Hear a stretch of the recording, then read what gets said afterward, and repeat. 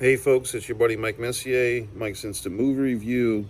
I saw the movie White Bird last night. Interesting that this movie was listed as an AMC $5 fan favorite movie, which is, they do that with movies that have kind of been out for 4 or 5 months or 2 or 3 months, like movies that aren't quite ready for pure streaming. Like they've got one little, leg left in the theater experience. So I was curious because I hadn't seen Whitebird advertised as just a normal release before this. So anyway, I did use my AMC, one of my subscription movies, so I could have just paid $5 and seen this thing, but I figured, you know, I may not see three other movies this week. So in any regard, what's this movie about?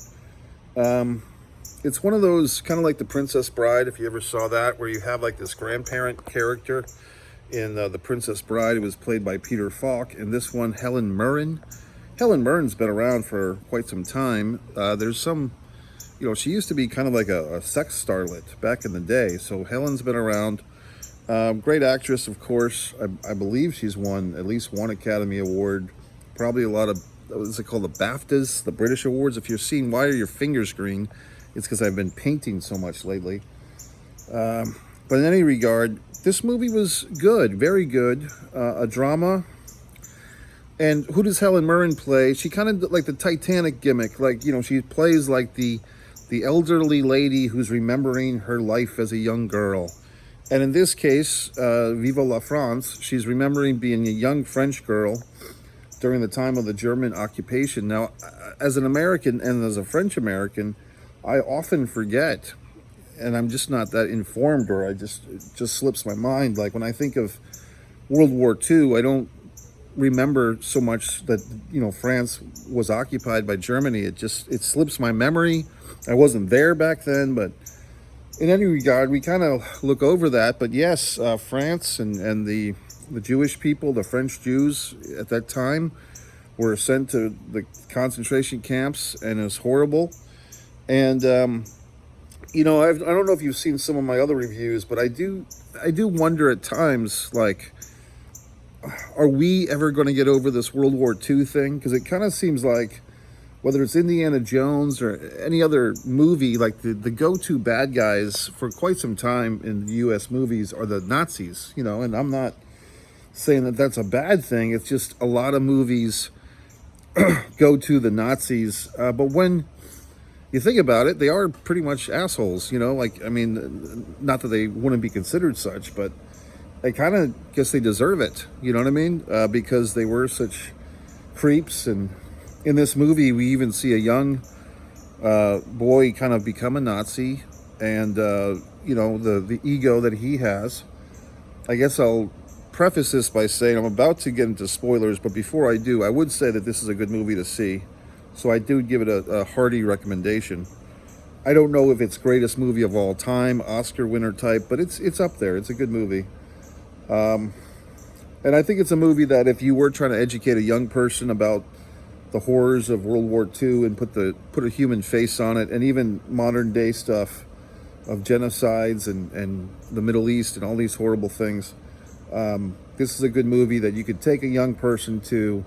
It's not so graphic with the violence that you couldn't take a teenager, like a 13, 14, 15-year-old. They should probably start seeing this type of stuff. I don't know if I would bring an 8 or 9-year-old, I don't know. So, but I thought this, but to get into the spoilers, we meet our young, lead here, Sarah. Once again, great casting with these young actors, these young teenage actors. Sarah's a schoolgirl in France. France has been occupied by the Germans. She's Jewish, and she turns out to be a great sketch artist. And I believe the woman's name was Sarah. I believe this was based on true events, this movie. A true artiste lady. So her school teacher notices how great of an artist she is and encourages her. This is where I might take one fault with this film. The title of the movie, White Bird, makes total sense once you see the movie. But to me, there's two types of titles for movies. There's the title of a movie that once you see the movie, the title makes sense. And then there's the type of title for a movie that gets your ass into the theater. I don't think that this title of the movie is a good one because you have to see the movie in order to understand the title. And if you just see the title listed, or even the poster, I think a lot of people are probably passing this movie by because White Bird does not connect with them because they haven't seen the film. And I don't know if there's a book that came out before this that has an audience, but I don't think this movie is doing boffo big bucks in the theaters or anything. So I think I'm right here in saying that the title is not good because it's not helping the movie get people to go see it. Okay? I mean, I had seen the trailers, I had seen the previews several times for this thing over the last, 8 months or whatever. So once I kind of read the synopsis, I said, oh yeah, I remember seeing that trailer. So I went to go see the movie. But my point is, I think a lot of people are probably missing out on this movie. And there's other movies like this that have been poorly titled. Generic titles, vague titles are not helpful. Horror movies do a pretty good job with having titles because a lot of times you can just kind of figure out what the movie's about by the title of the horror film. I'm sorry, it's early and I don't have all these, examples for you off the top of my head. I mean, Poltergeist, that's old school. Anyway, let's get on with it. So we meet Sarah, and then the whole gimmick is the grandma. In modern times, Helen Mirren's character is telling her grandson, Julian, basically the origin story of his name, who he was named after, is basically the basis. Now, maybe as we learn, it gets a little creepy with that because Julian was grandma's first love as a young girl, and we don't really know how far that love went, but we do know why it happened because this schoolmate of hers had been the victim of polio. Julian, he's walking around with a crutch. Kids being kids are very cruel to him. The girls ignore him, the bullies bully him, and Julian is basically just a classmate, but Sarah doesn't pay him much attention. Who she does pay attention to is this kind of, Aryan god-looking kid who turns out to be a real asshole, and that kid turns out to be a Nazi sympathizer and then becomes a Nazi himself. So, lesson learned, judge a book by its cover type of thing. Long story short, if you've seen the movie by now, you know what happens. The dad is very down to earth. Her father is realistic. He knows what's going on. He knows that his family's in trouble because of the Nazis. He wants to evacuate as soon as possible. He's getting resistance from his wife, who's kind of in la-la land. She's trying to just put her head in the sand, proverbial sand, and just pretend this thing is not happening, meaning the extermination of the Jewish people in France. And so there's a conflict there, even with the parents of Sarah, because they can't come to a conclusion. And it seems like in some regard, the mom is holding them back from evacuating and seeking solace somewhere else because she wants to just pretend that it's not happening. You know what I mean? So, blah, blah, blah, blah, blah, blah, blah. We flash forward. They finally decide to leave France. I don't know why they didn't just leave immediately or why they kept sending Sarah to school if they were going to leave anyway. But, people don't always think in these times. So the Nazis come to round up a bunch of kids, which is really pretty scary if you think about it. And we do always shit on Hitler, and rightfully so. But when you think about the amount of people, soldiers, Nazi soldiers that had to be involved in this thing to carry out these orders, you really do have even more hatred because, it just seems like not enough of them, obviously, really thought about it. Like, wow, we're rounding up children to kill them? Like, that's not a good thing to do. You know what I mean? So when people shit on the Nazis, rightfully so, so I mean, and I guess I do have a friend who's German. Obviously, he's not a Nazi, but we have these conversations about the German consciousness or the German burden, as it were. And nobody picks where they're born, right? So I mean, the modern day German who has nothing to do with these Nazis, they're still to this day carrying that burden of shame. So it's interesting, you know what I mean? But back in these times, back in this movie, the horrible Germans, the horrible Nazis, or just the Nazis, the horrible Nazis come to round up the children, to basically kill them, to take them to a camp and kill them. The teacher very bravely hops right in the fucking van with these kids, so she probably got exterminated as well, killed. And Sarah runs for her life, and she gets help from Julian, the kid with polio. Like, for some reason, he's like telepathic, or he knows how to help her. That was one thing I didn't quite understand. How did Julian know how to help Sarah initially? Maybe I missed something early on. Maybe there was some type of reference that they both went up into this tower or something. I totally missed that. In any regard, Julian helps Sarah. He walks her through the sewers where his father works to take her home. And his parents, to their credit, you know, they don't turn their back on this young lady. They welcome her with open arms. They're hiding her in a barn. They are afraid that their neighbors are rats. They're afraid that the LaFleurs are rat finks for the Nazis. So they're trying to keep Sarah hidden. It's revealed later that the LaFleurs were actually good people too. They were stowing away their own Jewish friends. So the reason the LaFleurs were suspicious is because they were suspicious of our friends here. So it's kind of interesting reveals. And basically, she's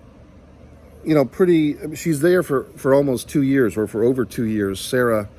And of course, you know, she's growing up, and I think the age range was probably 13 to 15, or maybe 14 to 16 of these two kids, Julian and Sarah. But, you know, they do have their romance, and like I said, we're not quite sure. We kind of have one of those deals eventually where they have this big kiss, and then, you know, fade to black, fade in, and she's got her little arm, little head on his shoulder, and he's got his arm around her, and they're chilling out in the barn. So we as the audience are left to our imagination. It might have been, if this were real, the real life Julian might have been a little, you know, tweaked out, like grandma's telling him the story, but, you know, let's just try to keep it sweet here and innocent.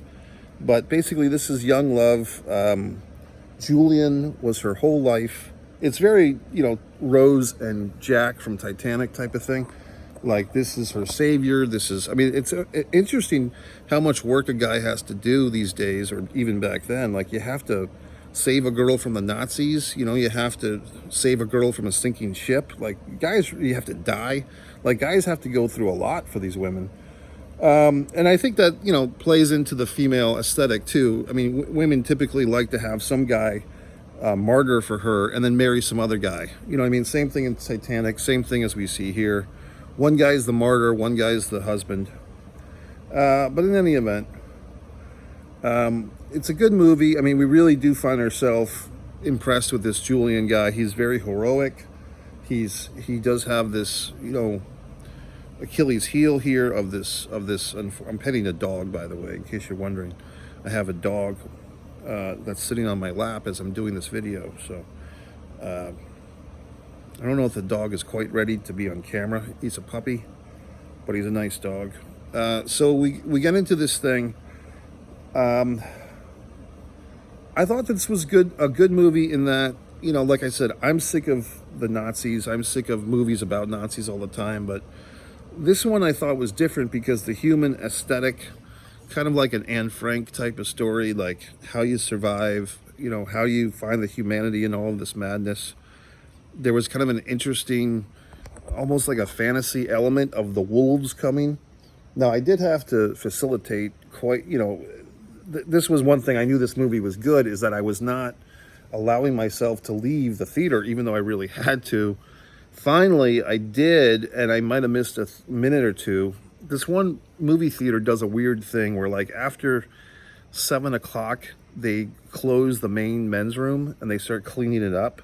So then you have to, like, go an extra 20 yards for the next restroom, which is annoying. And it's every single night they do that. You know what I mean? Every time I've gone to that theater, I know that the closest men's room, they're going to have the yellow tape up even. You know what I mean? They're not going to let me use it. This dog is very nice. See?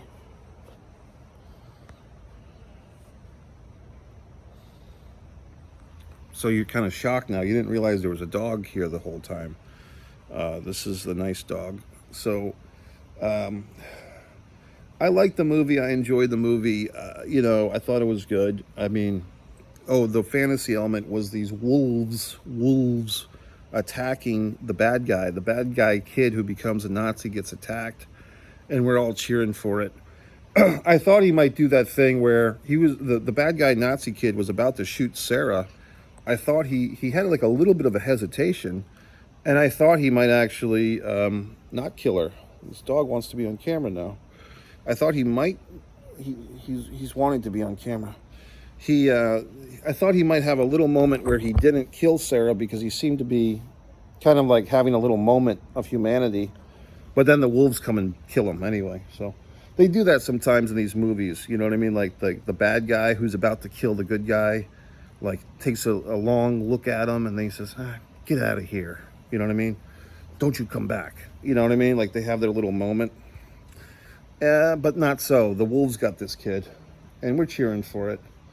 So once again, I would like to, I have, like I said, I've spoken with my buddy there in real life, my German friend. He is of a, do you call it a biracial thing? Because his mother's from a different country, his father's German. I don't know, two country citizenship, but, we do talk about the German burden, as it were. But when you see a movie like this, then it's like, man, those Nazis were real scumbags. They were real pieces of shit. So, I mean, then you talk about, what was it called? The Nuremberg trials? Is that it? But then, was it NASA that, like, brought in a lot of these former Nazi scientists and stuff? So, I mean, the legacy of this is profoundly interesting. You know what I mean? And I don't know, I'm certainly not an expert, but I mean, I do find these stories interesting. So, that's pretty much it. So fuck these Nazi bastards. I'm glad the kid got eaten by the wolf. Too bad for Julian. The woman that played Julian's mom probably deserves a little special shout out. She did a nice job in this movie. The young actress, of course, actually a lot of good female talent in this movie. Helen Mirren is excellent. Even in the Peter Falk storytelling thing where she's just telling the story, Helen Mirren brings a gravitas to the performance, so it's very believable. The kid in Modern Times who plays the grandson, and they did like a nice little, hey, look at that dog. Hey, nothing cuter than a yawning dog. They did a thing where, like I said, with not just the fucking whatever the fuck, not just like Princess Bride, but the Saving Private Ryan, the bookend, you know what I mean? Where it was a little obvious, like the opening bookend is our main guy, Julian, Modern Times grandson Julian, isn't at a new school. Whoa, the doggy. The doggy was about to fall. Well, I better get going here. But basically, the bookend with Julian was a little bit on the nose, so to speak. It was a little bit too much. Yeah, this doggy wants to walk around. But I did like the movie, and it was good. So go see it, and I'll talk to you later, Mike Messier.